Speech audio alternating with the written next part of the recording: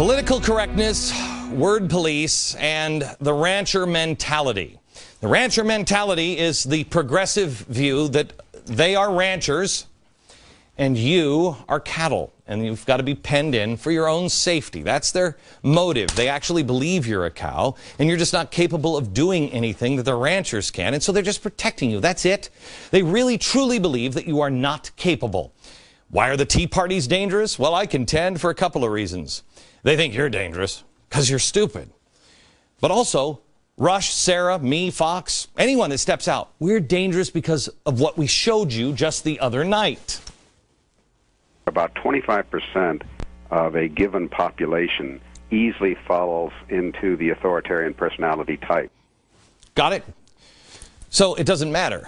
We're dangerous because we're not genuine. We've jumped from the herd, and we're not in their special class. Who's this rancher all of a sudden? We know you're cows. We know the ranchers, and we're just tapping into the cows by using one of these four things, but we're not authorized to do it. And they know you're mindless, hypnotized zombies because they're doing it to you, and now we're in here doing it. And what? We're going to lead you down a dangerous road, or we're only doing it for money, or we're only doing it for this, or whatever. They're doing it for the right motives. They believe that we or anybody else that jumps out from the herd is hurting the chances of saving the herd with their solution. And remember, it is their solution. That's the only one that matters. Think like a rancher. If you have to get your herd across a river, and you know you've got to cross this river, and you have a cow causing trouble, you got to get rid of the cow. Get the herd across the river. The cows don't know. Just get them across the river. It doesn't make you an evil person. It makes you a rancher, not a cow. Once you understand this, now we can have a dialogue with anyone without any hateful rhetoric. Once we understand this one point, that they believe that there are ranchers and cows. It's a herd. Then you understand, oh my gosh, you don't even see the same picture of America or people. This is why Ed Rendell got so upset when one of the elites, one of the ranchers usually, Leslie Stahl, jumped out. Listen how angry he got.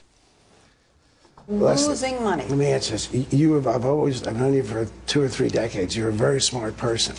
But not now. But you're not getting I'm it. dumb now. You're not getting it. Those people would lose that money anyway. Don't you understand? Our pressing him on this point led to this. You guys don't get that. I do get it. You're simpletons. You're idiots if you don't get that. Got it? Political parties, I want you to understand, don't matter. This is a class system. Part of the ranchers, the elite. Have you taken a seat at the ruling class table or the cows? It doesn't matter if it's Keith Olbermann or me, Stalin, Jesus, Mao. It doesn't matter. Anyone with a cattle prod can move the cattle if they understand one of these four things. They believe you will listen to anyone who declares themselves a leader. That's why they have to take off the word crosshairs. Boy, CNN, good thing you got rid of crossfire, huh? How many deaths did you cause? And they look to history to show how stupid you are. Look at Bernays. Quote, ours must be a leadership democracy administered by the intelligent minority who know how to regiment and guide the masses. There it is. Or Walter Lippmann, the common interests very largely elude public opinion entirely. You can't figure it out. And can be managed only by a specialized class whose personal interests reach beyond the locality. And Cass Sunstein says this. I think, that is my co-author Thaler and I, that there's a little Homer Simpson in all of us, that sometimes we have self-control problems, sometimes we're impulsive, and that in these circumstances, both private and public institutions, without coercing, can make our lives a lot better. He's going to come up later in the show again. Spooky stuff. But let me go first to Joe Klein. Time magazine, you know, describing Americans in this piece titled, Too Dumb to Thrive. That's you, too dumb to thrive. He said, it is very difficult to thrive in an increasingly competitive world if you're a nation of dodos. Congressman John Dingell talks here about how hard it is to control the people. The harsh fact of the matter is when you're going to pass legislation that will cover 300 American people in different ways. It takes a long time to do the necessary administrative steps that have to be taken to put the legislation together to control the people. See? I tell you something. It is the exact opposite of our founders. That's why they don't read the founders. That's why they never discuss the founders. They don't care. It's the opposite viewpoint. Last night I was reading the Federalist Papers, and you know what struck me? How many really sharp press people are there that can tell me about the Federalist Papers? These were the arguments in newspapers for the Constitution, one at a time. The founders took their arguments to the people. They're tough to understand, but they made it to the people. They made their case. They had a debate. That's what the Federalist Papers were. And there was heated arguments back and forth at the time. The people who declare the Constitution is out of fashion, it's outdated, it doesn't work. Have they read the Federalist Papers? Have you read the Federalist Papers? Dingell says it's hard to put legislation together to control the people. Well, it should be. That's what the Constitution is all about. It's not your job to control the people. Read the Federalist Papers. Give that a whirl, John. Back in a minute. Remember when you were a kid and you were taught there are no stupid questions? Your kids no longer get that advice. The progressive mindset that is indoctrinating our children. Next.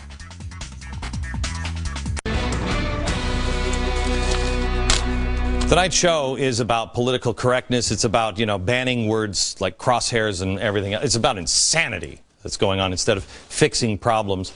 But we have to start at the beginning. It's about, really, the E4 solution that we've been talking about. E4, enlightenment, education, empowerment, and entrepreneurship. That is the way to solve our problems. It's about the individual. But we also have to look to the youth. We must figure out how to reach our kids, because our kids are being reached in school whether we like it or not. We used to be taught as kids ourselves that there was no such thing as a stupid question. We were encouraged to be curious. Are we now? It was Thomas Jefferson who taught us, quote, question with boldness even the very existence of God, for if there be one, he must more approve of the homage of reason than that of blindfolded fear. You know who's protected to ask questions and say controversial things? Not the students. No, they can get downgraded for that.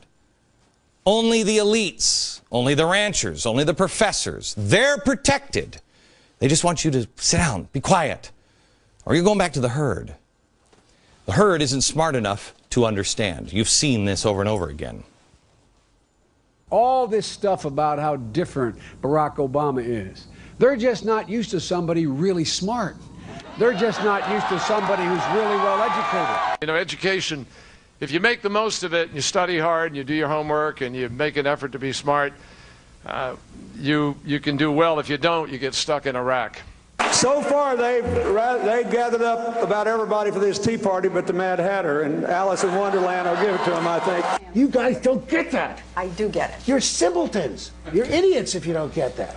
All right, this is the progressive agenda from the beginning. It was Woodrow Wilson that said this, going back to schools where your kids are, that the use of a university is to make young gentlemen as much unlike their fathers as possible. Really? That was his aim. When he was the president of Princeton, that was his aim. Well, I think they're doing a great job. And not just Princeton. Please, Princeton may be the best of them. Harvard, Yale, please. Doing a great job at Columbia University, trying to make the next generation completely different from their parents. But I don't think that's what we as parents are paying for in our children's education. You see, at Princeton and everywhere else, they're grooming ranchers. Not cows, ranchers. If you're smart enough to get into Princeton or Yale, you must have been in here, but you can leave your stupid little town and come here to the university. You're already above the stupid questions of the herd. You're part of the ranchers now. A group of people that we're saving the herd. That's the goal. To make new ranchers. To mold an entire generation who can herd the rest of the stupid cattle back home. They can't think for act for themselves. They don't know. During a Princeton commencement address, Wilson said, quote, "We are now men. and must accept in the highest spirit the same transcendent destiny, and not pinched in a corner, not cowards fleeing before a revolution, but redeemers and benefactors. Collective salvation. We can't have the cattle play the role of the rancher. That causes chaos. We can't have the sick, the weak, or the failing cattle. It slows the herd down. We have to have justice among the herd and social order, and we will decide as ranchers what that is. They're no longer talking about educating your children and questioning. They're not teaching how to question. They are teaching how to corral. They are talking about saving human life. They're talking about the poor. They're talking about saving the planet that the cows don't understand. That's why Andy Stern and Richard Trumka say workers of the world unite. They need to level the playing field. Yet, at the same time, that's why Robert Gibbs, according to the president, makes a modest $172,000 a year. Movie stars can talk about leveling the playing field, but they can make $10 million a film. Because they're not in the pen. They're over here. That's a different category. You don't eat what the cows eat, do you? Here's your Ivy League educated example from Bill Maher. Bill Maher is talking here about the health care debate. Quote, members of Congress have recessed now so they can go home and listen to their constituents. An urge they should resist because their constituents don't know anything, end quote.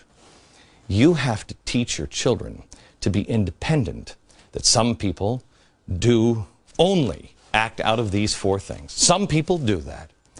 But that's not an enlightened way to live. That's not the highest self or even a higher self. That, quite frankly, is this kind of American. Why are you here? To get some money. What kind of money? Obama money. Where's it coming from? Obama. And where did Obama get it? I don't know. His stash. I don't know. I don't know where he got it from. But he giving it to us to help us. We love him. That's why we voted for him. Okay. They were obviously, I guess, self-preservation or security. That's what moved these people, the cash. Now, to me, the question seems obvious. To me, that's a person in a herd. They're not paying any attention to anything. They don't even know where the money is coming from. Well, if we're out here and that's who's in with the cattle, wouldn't it be more noble to teach what you've deemed cows how to empower themselves? Push them to be their highest possible self, to let them know that's not your highest self. Get out of the pen. You're town folk. You're not a cow. Wouldn't it be more noble, wouldn't it be better to teach them who they were born to be, not who they've allowed themselves to become, or who they've allowed themselves to be convinced they are? If they don't want to, that's fine. They can fail. They can live whatever way they want. But not on my dime. That pushes people out of a corral. How is it more noble to corral those 25% up and just put them there and say, we got to move the herd? That's not better. That's not better. What that is that's preparing people to wind up on a plate at a Black Angus steakhouse. Is that violent rhetoric? Oh, I hope not. Hold me to the highest standard at CNN.